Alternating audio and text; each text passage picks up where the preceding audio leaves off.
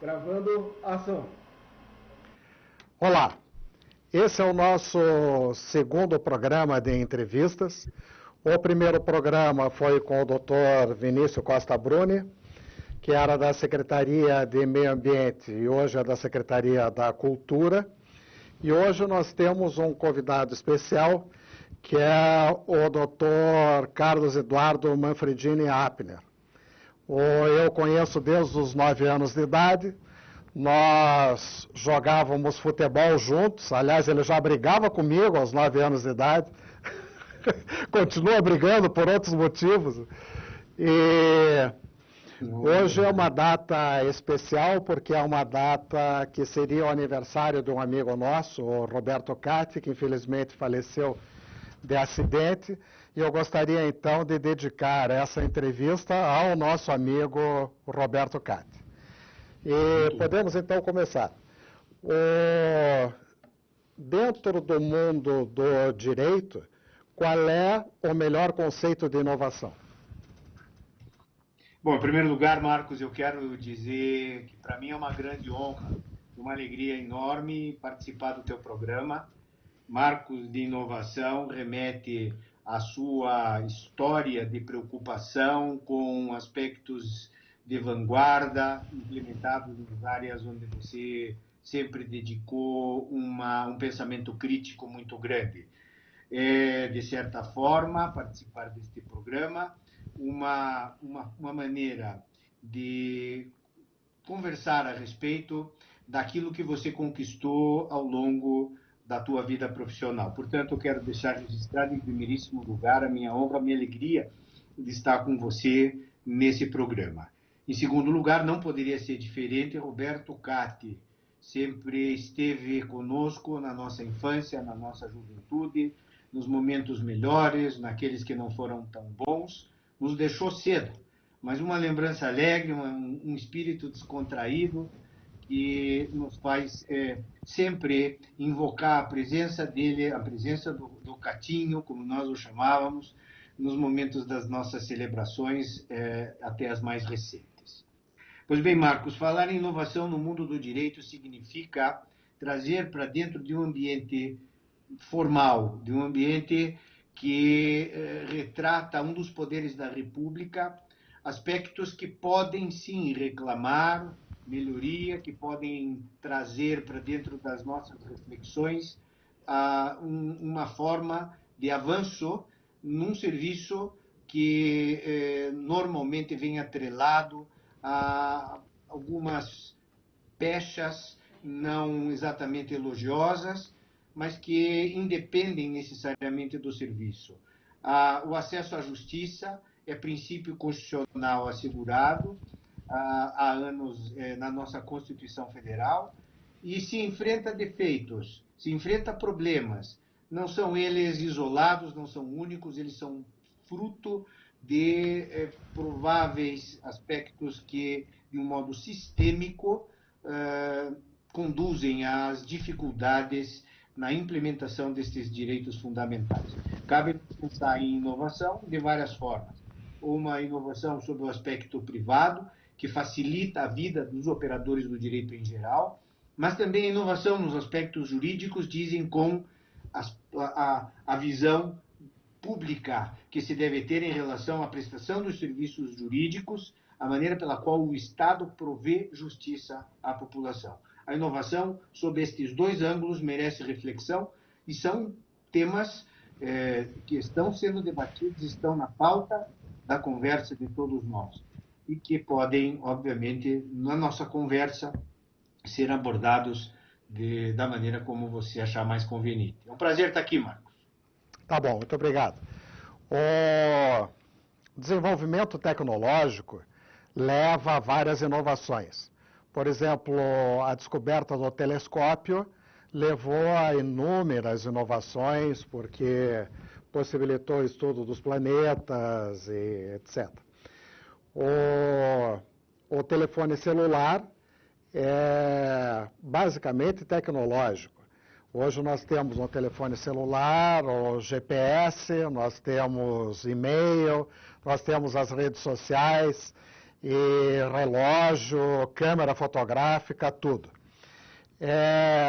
Como é que é isso, o uso da tecnologia no direito? Bom, em primeiro lugar, a gente tem a obrigação de sublinhar que avanços tecnológicos de vanguarda, que não sejam novidadeiros, que sejam fruto de reflexão, de cuidado, de experimento por parte dos agentes públicos e privados, merecem sempre o incentivo de tantos quantos sejam os destinatários dessa evolução. Portanto, deve ser associado a essa mesma ideia que você planta, de que os desenvolvimentos tecnológicos contribuíram fundamentalmente para o avanço da humanidade, que eventuais avanços tecnológicos também venham contribuir para a prestação dos serviços jurídicos, seja no ambiente privado, seja no ambiente público. Essa reflexão, ela conduz a que todo e qualquer elemento que venha vocacionado a melhorar o acesso à justiça, a melhorar a prestação dos serviços jurisdicionais e tudo quanto esteja ligado à realização da justiça, inclusive no que diz respeito à prestação dos serviços de advocacia, merecem sempre uma reflexão positiva.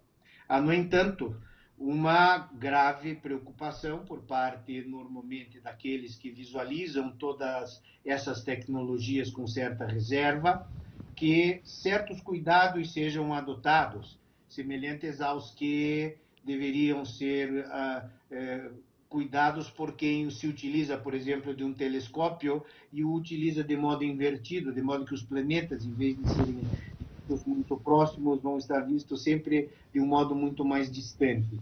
O uso da tecnologia no ambiente da justiça pode trazer os planetas para um exame próximo e, por isso, contribuir para os resultados finais desejados pela lei e pela Constituição, mas, utilizada a ferramenta de modo equivocado, pode trazer problemas graves, problemas de difícil solução e que reclamam a nossa preocupação. Muito bem. Todos nós queremos uma justiça que seja rápida e eficiente. Em que medida a tecnologia auxilia isso? Ou ela deixa os julgamentos muito distantes, impessoais? Marcos, a tecnologia, no que diz respeito à velocidade, no que diz respeito à eficiência da justiça, alcançará o seu desiderato na grande maioria das vezes. É muito importante que se sublinhe que a utilização da tecnologia, ela caminha na direção da solução em massa de grandes problemas que estão afunilados na justiça e que permitem que o advogado, permitem que o juiz, o magistrado, o Ministério Público, os operadores do direito em geral, se comuniquem eletronicamente de um modo mais rápido e eficiente e que, enfim, a justiça seja entregue de modo mais expedito, e essa é a regra geral. Portanto, não há como extrair-se deste ambiente, ou seja, o ambiente da justiça, as vantagens enormes que a tecnologia, especialmente o uso dos meios eletrônicos para a comunicação dos atos processuais, podem trazer. Há, no entanto, como toda vantagem que se apresenta, um contraponto. A necessidade de que a tecnologia seja aplicada levando-se em consideração que, como toda a ferramenta colocada à disposição do homem, pode trazer um mau uso, ou pode conduzir a que certos defeitos da ferramenta levem a consequências indesejadas e que, de certa forma, venham a ser até mesmo afastadas por parte da comunidade jurídica. Eu vou dar um exemplo concreto. Se é rápida a atuação dentro do processo, por meio de uma comunicação que se faz hoje de modo extremamente eficiente por vídeo, como nós hoje aqui nesse momento estamos conversando, também é verdade que certas soluções de vanguarda dependem do desenvolvimento da atuação humana, da criação de processos, da criação de softwares, de programas, de aplicativos que fazem com que essa atuação se torne possível. A simples comunicação por vídeo, ela ganha uma nova roupagem quando elas podem ser utilizadas por qualquer um a qualquer momento para se comunicarem, para irem por meio destas ferramentas para dentro das casas, provocando debates, permitindo a reflexão a respeito de ideias. Nesse aspecto não há problema. Nesse aspecto nós estamos bem avançados. O grande problema que parece nascer, ou parece ter origem, está na maneira pela qual certas ferramentas estão a ser utilizadas. E eu dou um exemplo.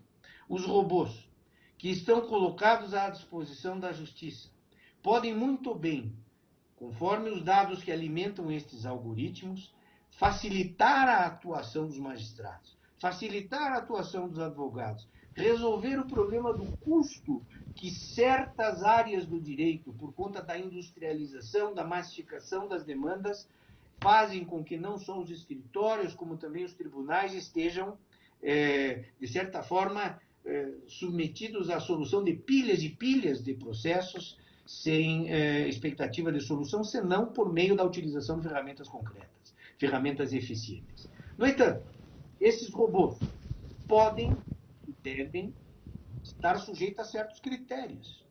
E quais critérios é que devem estar, de certa forma, orientando a construção desses algoritmos? De que modo os dados são colhidos, quais dados são colhidos, qual a qualidade dos dados que vão alimentar esses algoritmos e que, por sua vez, vão conduzir a essa facilitação da tomada de decisão, seja por parte das empresas, que podem antecipar, por meio desses algoritmos, desses critérios de analytics que existem por aí, quais as tendências que o mercado pode trazer, mas também podem confundir, podem levar a que a alimentação com dados equivocados conduza a conclusões igualmente perversas, de várias ordens.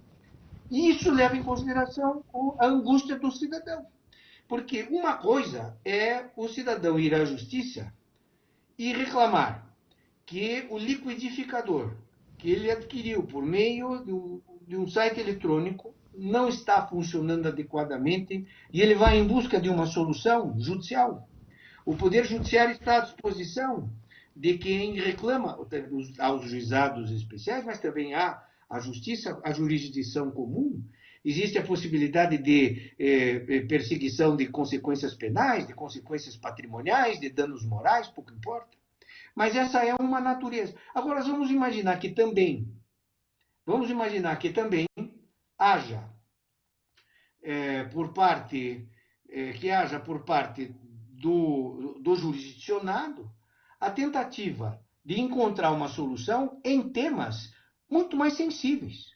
Por exemplo, usar de meios virtuais, de conversas de vídeo, para a colheita de depoimentos nucleares em disputas de direito de família, onde se pleiteia, por exemplo, a guarda de um filho, em questões criminais, onde o magistrado deve estar adequadamente em contato com a parte e recebendo elementos que presencialmente poderiam influenciar diretamente na decisão que viesse ou que vier a ser tomada. Então, a utilização da tecnologia, ela pode escapar da simples comunicação. Ela pode estar, de alguma maneira, vinculada à construção de critérios eletrônicos, digitais, que podem aproximar o caso do magistrado, mas que também podem afastar o caso do magistrado, porque o algoritmo já terá dado um resultado prévio, uma análise preliminar a respeito da solução do caso. Me parece que aí há o contraponto. A vantagem de solucionar questões de modo rápido, mais simples, e por outro lado, a necessária qualificação por meio de critérios objetivos para que certos casos escapem do alcance da uniformização ou da inteligência que venha a ser aplicada na separação dos casos. Acho aí está o grande problema. Nós podemos chegar a casos, Marcos, de discriminação. Nós podemos chegar a casos onde a alimentação do algoritmo com dado equivocado conduz a soluções absurdas, do seu ponto de vista jurídico. Acho que essa é uma questão que precisa ser colocada. Uma coisa é eu discutir o problema do liquidificador. A outra é provar a minha inocência de uma acusação infundada e que necessite de alguém que venha a dizer para o magistrado, com a emoção que o assunto exige, que eu não sou responsável pelo ato ilícito relativamente ao qual eu estou sendo acusado. E o vídeo não permite, na maioria das vezes, que o advogado ou que a parte demonstre como que presencialmente aquela circunstância poderia ser a expressão da sua própria inocência e casos parecidos com esse. Muito bem. Então, resumindo, os julgamentos virtuais são positivos ou negativos? Podem ser positivos e na grande maioria das vezes serão, porque a grande massa da população precisa de julgamentos rápidos. Mas não se pode deixar de fora que a utilização de critérios tecnológicos, de elementos que venham a ser utilizados na construção destas equações de análise preliminar de dados pode ser extremamente nociva. Pode ser extremamente nociva. Pode haver um robô, como de fato há, que atribua a um determinado conjunto de informações a prévia indicação de que aquele recurso não deve ser admitido. Ou que o outro recurso deve ser admitido. E que um erro constante do modo de alimentar possa conduzir a soluções que sejam, na verdade, incongruentes com o conceito de justiça. Portanto, de um jeito é possível defender, sim, e na maioria das vezes o faremos, que a tecnologia, bem cuidadosamente construída e aplicada, vem para permanecer no ambiente jurídico. Mas há que se dar ao jurisdicionado a possibilidade de dizer que em determinados aspectos, em determinadas questões, eu preciso estar fora desse ambiente. Vou te dar um exemplo. Notícia de hoje. O CARF, que é o Conselho da Receita Federal de Contribuintes, está dizendo que questões até 8 milhões de reais podem ser julgadas virtualmente. É um critério. Ou seja, a minha questão, que é de 7 milhões de reais de matéria tributária, e que pode me conduzir à insolvência, porque eu estou dizendo que não me considero sujeito passivo de uma determinada obrigação tributária, e estou defendendo isso, ela é de 7 milhões. Porque ela é de 7 milhões e o CARF decidiu que até 8 podem ser virtuais, eu não tenho a opção, ou posso não ter a opção de defender presencialmente a grave irresponsabilidade tributária que sobre mim recai. Acima de 8 milhões, pode ser 8 milhões e 10, que para uma grande empresa, 8 milhões e 10 podem representar um valor pequeno. Há uma questão relativa e que vai acabar se tornando objetiva no momento em que o legislador, ou o próprio órgão público, ou a própria justiça fixar critérios a respeito dos quais se possa criar situações discriminatórias ou erros ou opacidades que não venham a ser adequadamente tratadas pelo Poder Judiciário. Mas, em regra geral, Marcos, a resposta é afirmativa. A justiça vai melhorar com a tecnologia. Para finalizar, qual é a sua opinião sobre a mediação? Aí nós estamos num outro ambiente, um ambiente onde as pessoas, até por incentivo da legislação processual, estão sendo conduzidas a encontrar mecanismos de solução de conflitos que evitem a utilização do aparato público e, portanto, dispensem a intervenção judicial, pelo menos num primeiro momento. A mediação é um mecanismo de autocomposição de conflitos, orientado por profissionais treinados para essa finalidade e que podem, e a expectativa é muito grande nesse sentido, desafogar muito a função do Poder Judiciário em relação a aos conflitos, especialmente aos conflitos que caibam a disponibilidade dos direitos por meio dessa autocomposição dos conflitos. Ao lado da arbitragem, que pode ser considerado um meio também de solução de controvérsias, mas fundamentalmente a mediação, porque essa foi a tua pergunta final, é mecanismo jurídico altamente festejado pela comunidade processual brasileira, que vem sendo utilizado tanto quanto possível como um mecanismo eficaz de solução de conflitos e que merece, por parte dos estudiosos, sempre um cuidado atento. Até porque a mediação coloca as partes frente a frente, até porque a mediação permite que as partes encontrem soluções sob certa metodologia, que sejam aquelas que sejam consideradas minimamente satisfatórias, mas que evitam o recurso ao Poder Judiciário. Essas são as ideias, Marcos, muito superficiais, mas que me fazem sempre um crítico, às vezes festejando a inovação e às vezes sublinhando que podemos encontrar problemas graves criados por nós mesmos. Tudo depende de usarmos marcos adequados nestas inovações. Muito bem. O nosso entrevistado de hoje tem feito podcasts que são chamados Dadocasts. E eu quero, inclusive, convidá-lo a colocar esses podcasts no meu portal, futurinove.com.